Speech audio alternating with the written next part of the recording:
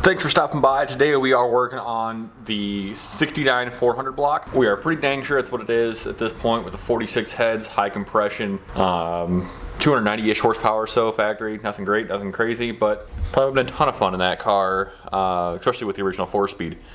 That said, we are going to use this.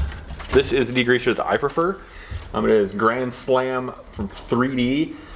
It is basically heavy duty degreaser. Same stuff as most everybody else uses. I dilute it with a little bit of water. It depends on what I'm doing. This I'm pretty much doing almost straight because there's so much grease and oil in this thing. So we are going to spray it down and see what we end up with. If you like what you're seeing as far as the results of this, check the link down below. I have a link down there with an affiliate link so you guys can buy it and give us a little kickback. Let's get rocking on this and see what we end up with. So as you can see, it's pretty gross and grimy just about everywhere. So it's a little dark, but it's just built up garbage. So let's pre-soak this. I already have a little bit of water in there.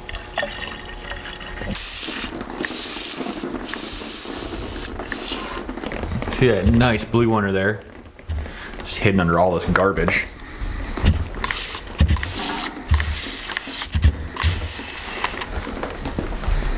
Alright, now let this soak for like 5 minutes.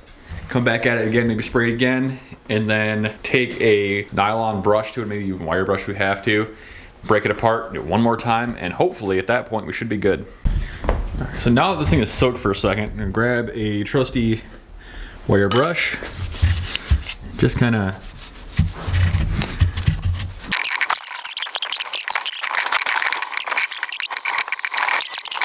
Alright, so this is soaked for a little while. And I grabbed a light to actually see what's going on here. And clean this up a little bit. Wow, how much garbage is actually on that? That's crazy. I might have to put this camera down to actually get this off, because that is gross. And for being super thick stuff, that degreaser, man, it still does a pretty darn good job for being biodegradable and like halfway safe. I mean, I will say xylene would probably like power right through this, or brake clean would power right through this stuff. But also, like, I can use this around a shop pet and not worry about it. If you're one of those kind of people.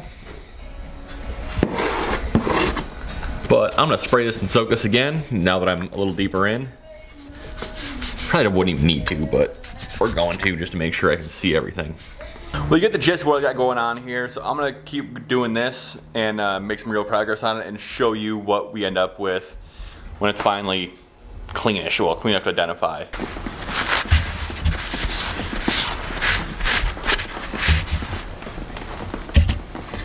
You know, that's fairly clean. I mean, I'm able to kind of read all the numbers I need to read off this thing. And that's really what matters at this point. I could strip it down farther, throw some spark plugs back in it, and give it a good once over, and then a wire brush maybe, just to repaint it as well, if it fires up and works just fine. But even that's going to take quite a bit of time. I'm going to check back in with you guys once I've actually made some real progress. And we'll go over how to identify Pontiac blocks in the next video. If you guys like what you're seeing, please like, please subscribe. Have a good one. And I will see you on the road.